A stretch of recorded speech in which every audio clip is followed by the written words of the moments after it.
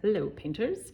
So I'm talking about the background, the table, nudging my stand here, and the plate as far as your still life. Because the fruits, we've talked a little bit about like making them look 3D, having your mid-tone, your highlight, and your shadow mixed up.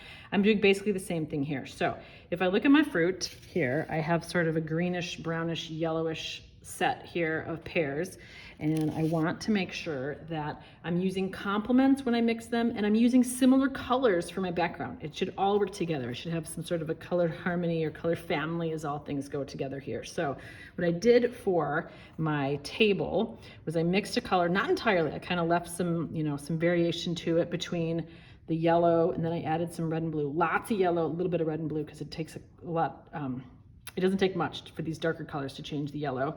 And I went a little more greenish just because it's sort of in the middle, it's neutral, but yet it's going to be the same mix of yellow and purple, yellow and violet, that I'm using to make my yellow pear. So I want the colors to relate to each other.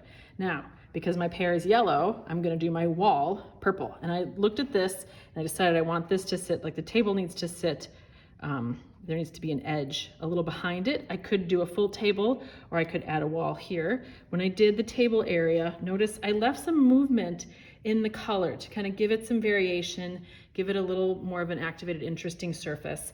And then I added a little bit darker value here. No, it's faded. It looks like it's not that dark. I might need to go back into that and make that shadow underneath the plate. Now, my wall, I'm going to make vertical brush strokes. I'm going to use this violet, and I'm going to add a little bit of light to it at times.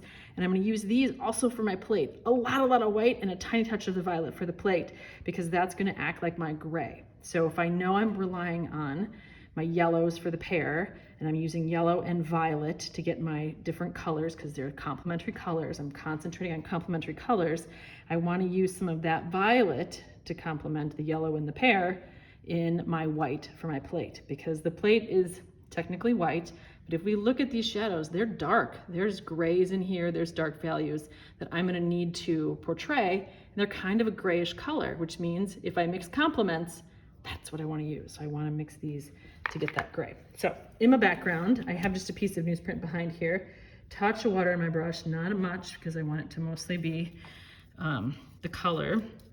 And I'm going to be inspired here by Paul Cézanne. If you look at his still lifes, he has a lot of work, I'm gonna need more paint, where he has these interesting textures. If you Google Paul Cézanne still life, you can see them. I'm not going to show you my presentation here. We're just gonna paint today, we're just gonna paint. But I'm getting the paint on the paper, or on the canvas, I should say. And I don't mind if it's got little bits of the other color in there, because it gives it some interest. It makes the surface just a bit more interesting if it isn't just all one color. So I'm letting the surface have some interest, some change into it. Maybe I add, let's see, my light source is coming from this way. So, how about this? I could blend in a little bit of white so that this side of the paper actually looks a little lighter. And as I'm doing that, I'm going to get a nice edge, and then I'm going to, just a tiny touch of water, tiny touch, so it spreads nicely at that edge. There we go. I'm not super concerned if it's exact, because this is not the focus of my painting. But if my light source is here, making the background a little bit lighter indicates that light source. It's kind of nice. Gives some variation to my paint once again. And I don't want to see the white of the canvas. I want to get that all covered up.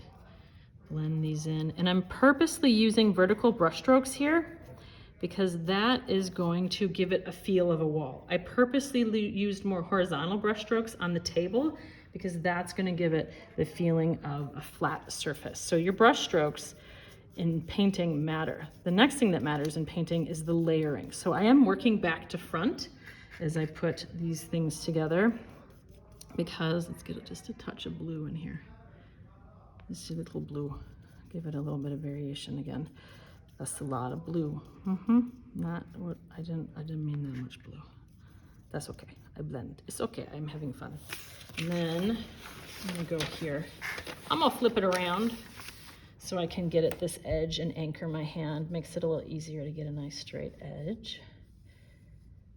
Let's get in here. And I went just a little higher than maybe I didn't. That's actually lower than I needed to with the green from the table.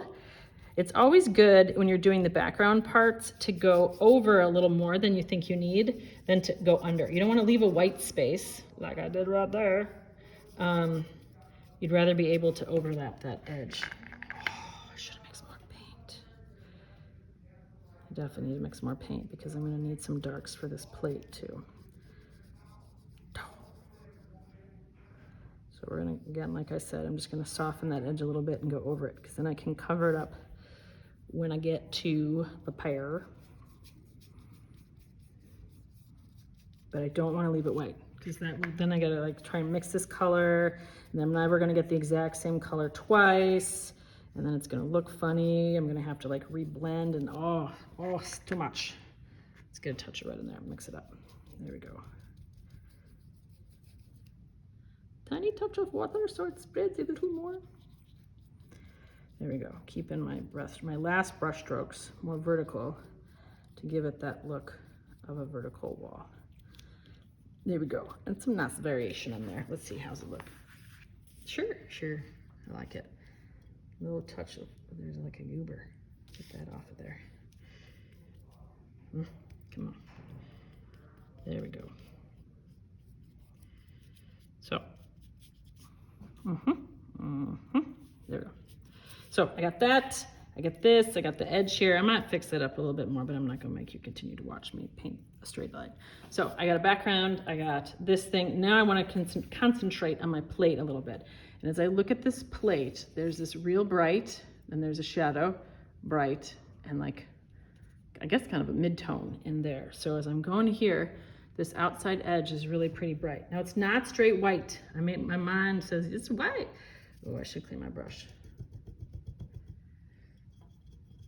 So clean my brush. Now I mixed with my brush, so there is some stuff stuck in the ferrule. I want to get that out of there as soon as possible so it doesn't crustify my brush and make it less usable. All right, so let's take some of this white. I'm going to go over here and get a little more water in the brush than I like normally. I don't want perfect white. I want a little bit of my color in it. So there we go. Now around this edge was white, so I'm going to anchor my hand. And I'm going to create one smooth line as far as I can. And the paint should be opaque, meaning I can't see through it, to cover my pencil lines and make a nice edge. So edging is important in painting because by having even just the slight thickness, what's happening on that side there? It gets a little darker over there. This will be my base coat. As I come around and create that edge, I want it to be one smooth, clean line. And I want that edge to be like even just the slight thickness of this sitting on top. See, that's too thin there. Sitting on top of the green helps the illusion of space that I'm creating. So it gives the look that this plate is sitting on top. Oh, come on, give me a nice edge. There we go. Of the table, because that edge sits on top. So use your edges, it's a little sticky yet, to help add to your depth. Come on, I need some more wet. There we go. This is stuff on my finger. It's all right, see, adds interest. That's exactly what I wanted to have happen. Happy accidents, just like Bob Ross would say. There we go. So now I'm getting a nice clean edge. A little more paint there to get that nice white. Curves are hard, right? Sound effects make everything work better, always. I should be hearing these sound effects in the classroom, people. All right. There we go. So I got the nice bright white edge that I see around here. Now it's going to fade to a little darker color. So let's see. Can I mix up? Is this dark enough? No. Let's mix it in here because we don't have it that dark anymore, I don't think. Let's try this. Now, This is gonna have to blend in with that white. So this is gonna start to come, it narrows. Oh, this angle is different. When I have it on this angle, this is real narrow right here. And then it gets thicker as I come around the side here. And I'm gonna overlap my pear just a touch, just a smidge. Come on, there we go.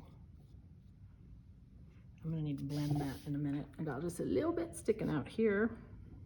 Ooh, I didn't put white there. We'll come back. And then we got this wider area here.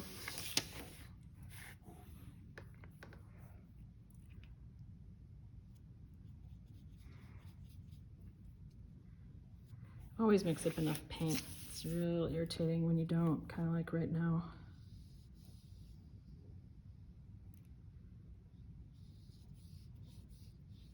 So this is narrow, and then as it comes to this edge,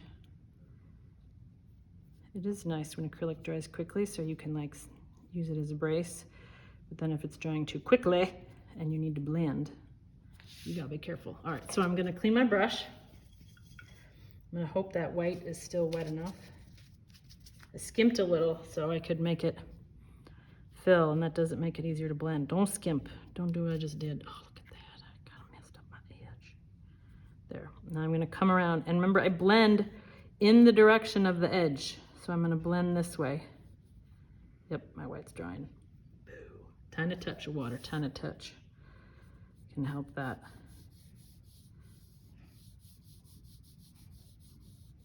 And this comes around like so. And then I keep coming around this way, soften that edge a little bit. And then this comes here, I soften a bit. It's pretty, actually, I look at the plate right now, it's pretty even. All right, I am gonna add just a touch of water on this edge so I can now blend the next color with it. Now I'm gonna take that purple. All right, so that's, woo, sorry, not my best cinematography. Okay, so there's the dark. Now I need, oh, there's even like a little light. I'm gonna put that in after, and I'm gonna match it with this. So this is the color I'm currently using. Let's get some white in there. Now I need like a mid-tone. How's that? Is it lighter? Let's see. Oh, sure, that works. So that is gonna come around here and blend with this edge. The blendy, go past the edge of the pear. And here's my shadows. Now the key part with shadows is they shouldn't have an outline ever. Really with painting, there shouldn't be outlines. Edges are shown by changes in value and color, not outlines. We don't outline in the paintings because there's no outline to your person in life, right? Like there's no outline around your body as you're walking through the world. All right. I'm trying to do this quick. One, so that the paint doesn't dry on me, and two, so my video doesn't take too long. So I am working quickly. You want to be working pretty quickly when you're working with acrylics if you can. But I don't like how strong that edge is. I'd like to soften it a little. Oh,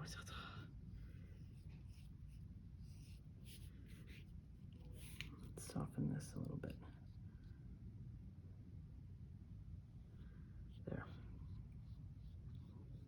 Okay, now we got to get this darker in here again for this shadow.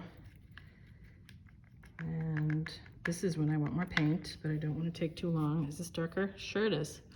Let's see, so that shadow, and it does kind of fade. So I'm gonna put this in here, overlap the edge of my pears, get this blocked in. I would use more paint if I had it right now, but I don't want to make you watch me mix paint on this video. All right, so I'm gonna try and take what I have and blend it. Tiny touch of water, tiny touch. Oh, too much. And see if I can soften that edge of that shadow, because shadows don't have edges. And there we go. Teeny touch. See, when I say this, I'm off the screen, aren't I? I'm talking like the edge of my paintbrush. Teeny touch, and then I blot it. Because I don't want it watery. I want opaque paint. I just want it to fade.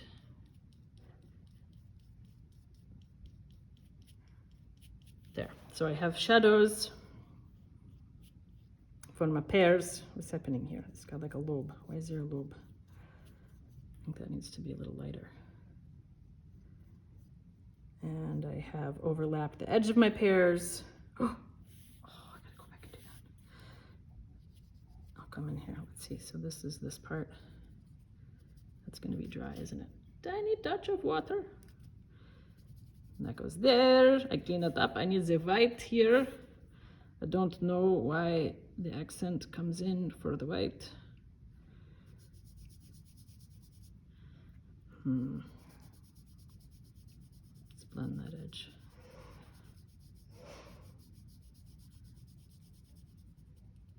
There, and then I'll cover those edges with the pears. So, voila! Oh, this is not, I would clean this more. I would take more time and clean these edges a little more. But I think you get the idea of blending the different colors and getting your shadows and things. And this needs to be darker too. I gotta go back with that. All right, so now I have that. Now I want to do my pears. Okay, so I'm gonna mix up some colors for the pears. Maybe we do 2 videos. Okay, I'll be right back.